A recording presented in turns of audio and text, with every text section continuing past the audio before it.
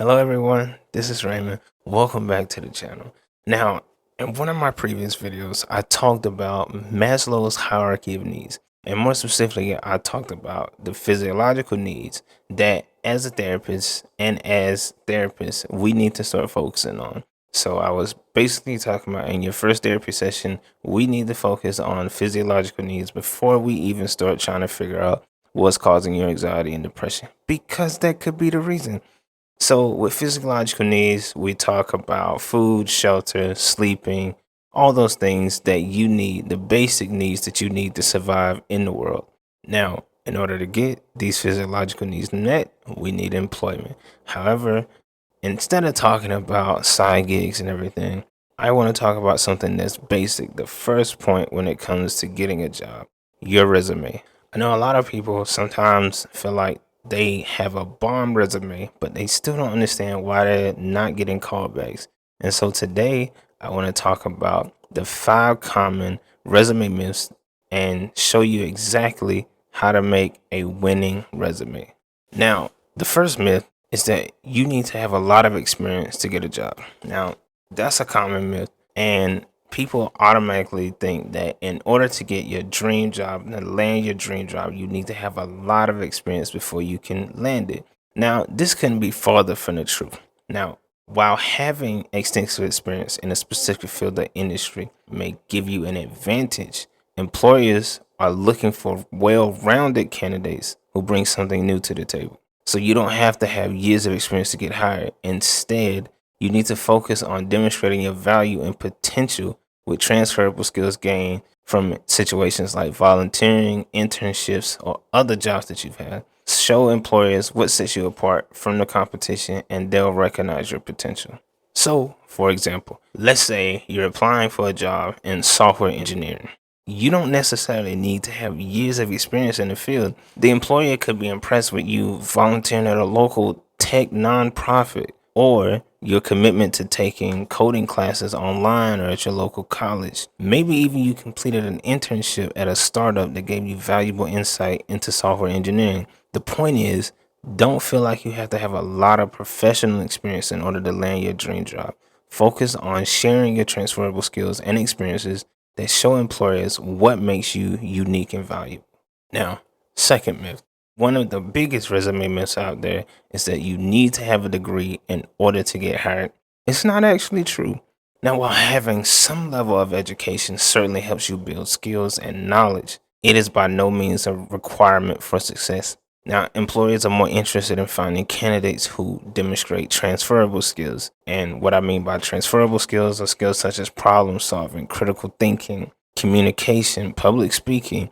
Now, while having a degree may be beneficial for certain positions, and I'm going to stop right there and say positions like doctors or attorneys, or fields that need an MD or a PhD, I don't want anyone going back and saying, oh, well, Raymond said I can apply to be a doctor, but I don't have a degree. No, I didn't say that. This doesn't apply to all jobs, just some.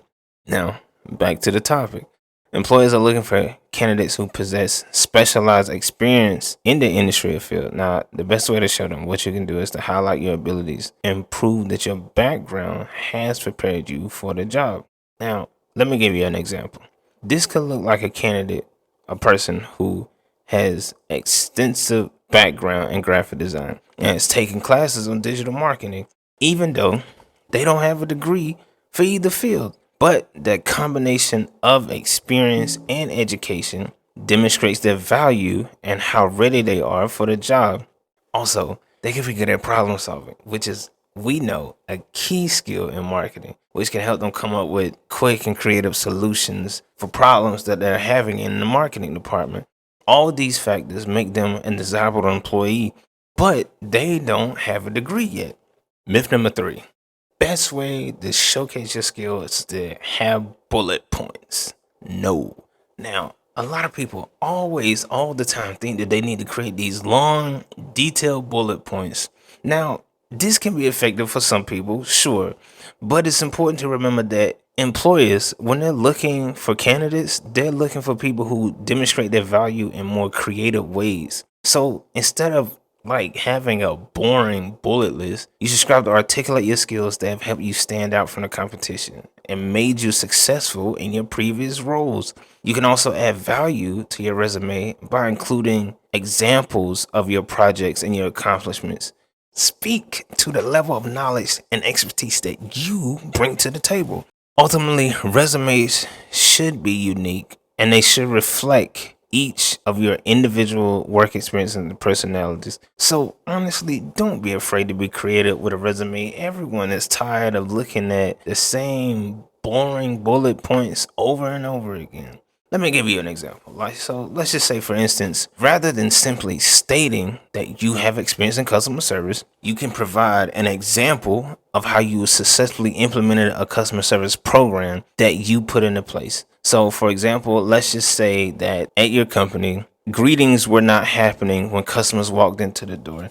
You said, okay, I'm going to start greeting my customers because I feel as though I need to greet them as soon as they walk in so they know I'm here to help them, even if they don't ask me. Then you can start saying how this led to the customers that you greeted having an 55 or 65% increase in the likelihood of asking for help and purchasing something. You're able to sell them because they asked for your help. Now you're able to walk over. You know the sales techniques. You know how to sell them on things.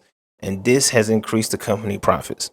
Something as simple as that, because it shows that, okay, first of all, you're a go-getter. And this isn't a bulleted list of, oh, they provided customer service and the company was happy and blah, blah, blah, blah, blah.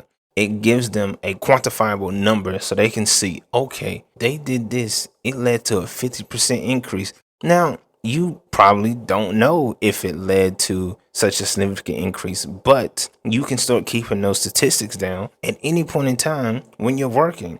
So, for example, me as a therapist, I do evaluations all the time on myself. And so, if I doing a therapy technique, so if I'm doing DBT or CBT with a client, I always evaluate, okay, is it actually helping them or is it hurting them? Or are they staying the same? So if someone comes to me for anxiety, are these CBT techniques actually helping them or are they not? If they're not helping them, then it's time to try something else because this has led to a 0% increase in what they really wanted to get out of therapy. I'm not trying to have them here every day or every week paying me a lot of money just to leave and be at the same spot. I don't want to do that. And so that's evaluation. The same thing you can do at your job. Begin to evaluate yourself and what you put into place. If you implement a system, evaluate it. Let people know that this is what you're doing and this is the progress of it happening. And if it's going up or down, you need to know because who wants to waste that time doing something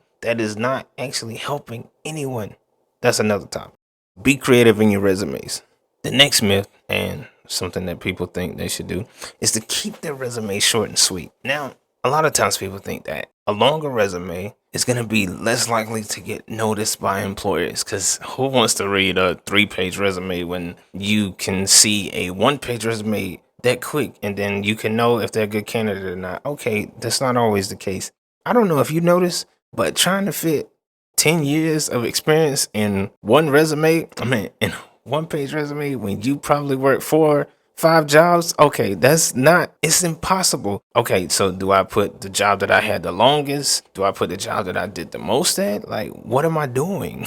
So it's just like, you don't need to try to keep your resume to 1 page. Think about when you make a resume, make it a complete and thorough resume, and that'll help you stand out for the crowd. So while it may seem counterintuitive, there is research that has shown us that employers prefer resumes that provide more details about a candidate's experience, skill set, and achievements. So your resume can be 2 to 3 pages because your resume needs to be concise, yes, but also make it a comprehensive resume that demonstrates all the things that you've done and your unique qualifications. So focus on providing essential information, but also while giving enough detail to effectively demonstrate why you're a perfect fit for the job.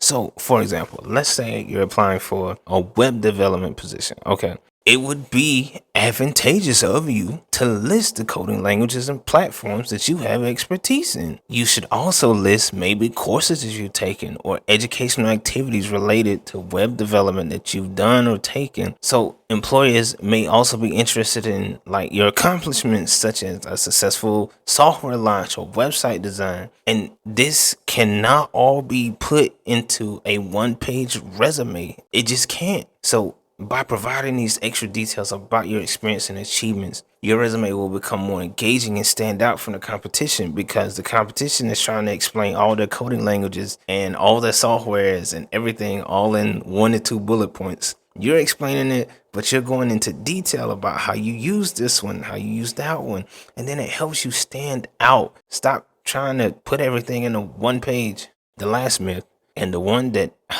okay, so I've started trying to hire employees now, and I'm looking at resumes constantly. And one of the things that I've noticed is that everyone has the same generic template.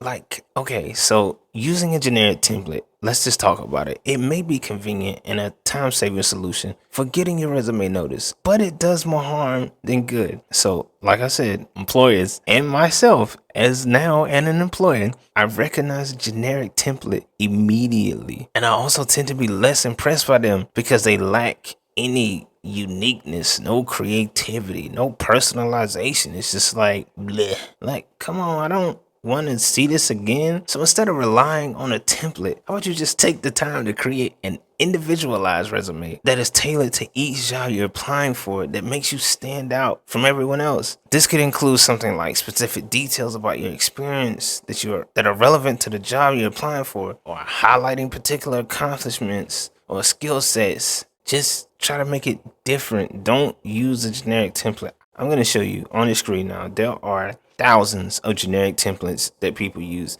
and everyone thinks that, oh, it's different. This is a template that no one has used before, so I'm going to use it. No, someone has used it. I know because I'm seeing them now. I'm getting the same.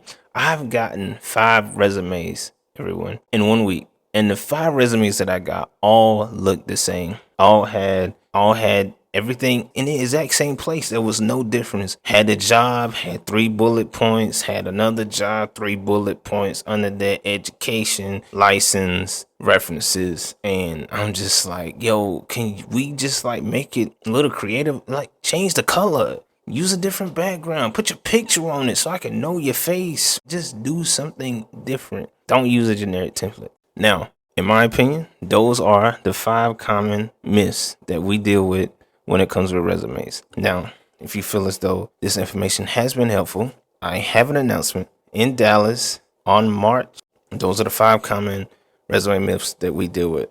If you feel as though this information has been helpful, don't forget to subscribe to the channel, like the video, and comment. It'll do great, because I want to make sure other people understand that there is free content out there to help them secure a job. As I said, we're talking about Maslow's hierarchy of needs, and what comes with satisfying physiological needs is having employment, to have money to pay for food, shelter, water, air, all these things that we need, basic things that we need to survive in the world. Because we can't talk about anxiety and depression if we don't even knowing where we're going to sleep at night and how much food we have and are we going to be able to eat. Those are things you can do to help this video out. In Plano, Texas, on March 25th, my company will be doing a free resume workshop. We will be going over these myths again, but we'll also be giving you practical examples of how to use it on your own resume. So March 25th at 11 a.m. The details will be in the description. Don't forget to sign up. We only have a limited amount of seats, but I want to help people. That is the main goal of this channel and the main goal of my company. I just want to help people succeed and be the best that they can be. And we're going to start very simple. Free resume workshop, limited amount of seats. Don't forget to sign up. Link is in the description. As always, I'm Raymond. Have a great day.